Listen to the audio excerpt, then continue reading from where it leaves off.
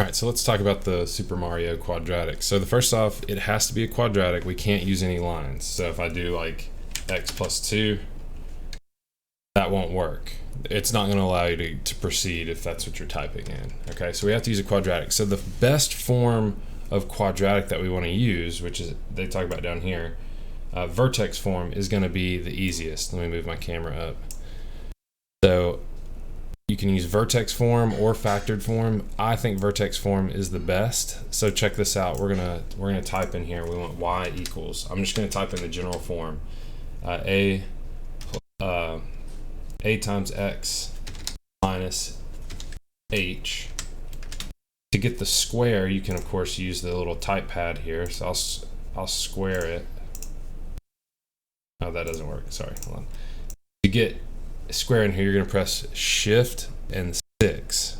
Okay, so if you need to record this, shift 6 goes to the upper part, and I put a 2 up there.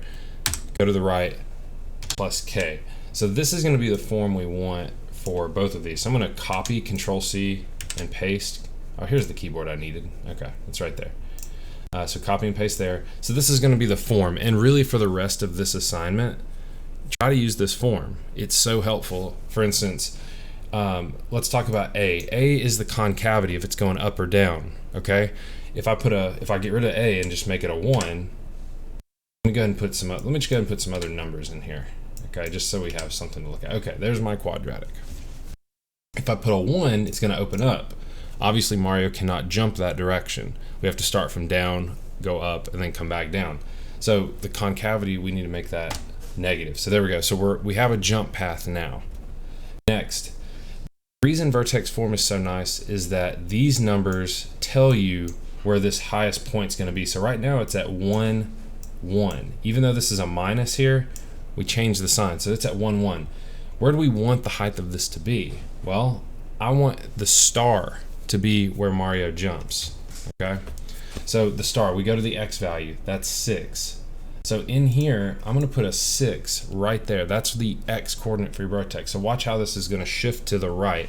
It's going to transform 6. So there goes, it popped over. Now I need it to go up to 8. So this is going to shift up 7 when I change this 1 to an 8. Boom, now I'm in the star. Okay, so I have that quadratic. Now there's another transformation we have to do. We want to make the parabola widen out.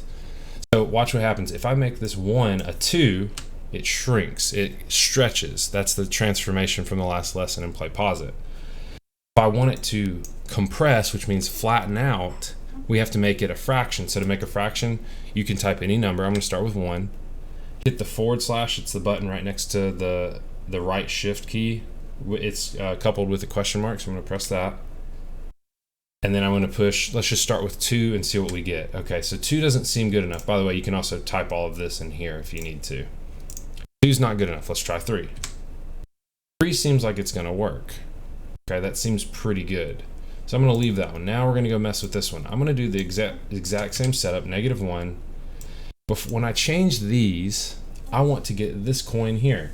Its x coordinate is, it's hard to see, there's not really any numbers there, but it's 11. So I'm going to put an 11 there. And then I want the y value to be 9. Okay? So you can play around with these numbers, obviously, but this is the most efficient way to do this. So let's go ahead and see if I hit run, is he going to get them all? Good. Got that one. Good. Got it. Okay. And for the next few levels, that's sort of what you want to do. Try to figure out where do you want that vertex to be. Set it up in vertex form. And if you need to rewind this video, do that and see what that form is. But try to use that to help you out with this. Hope that was helpful.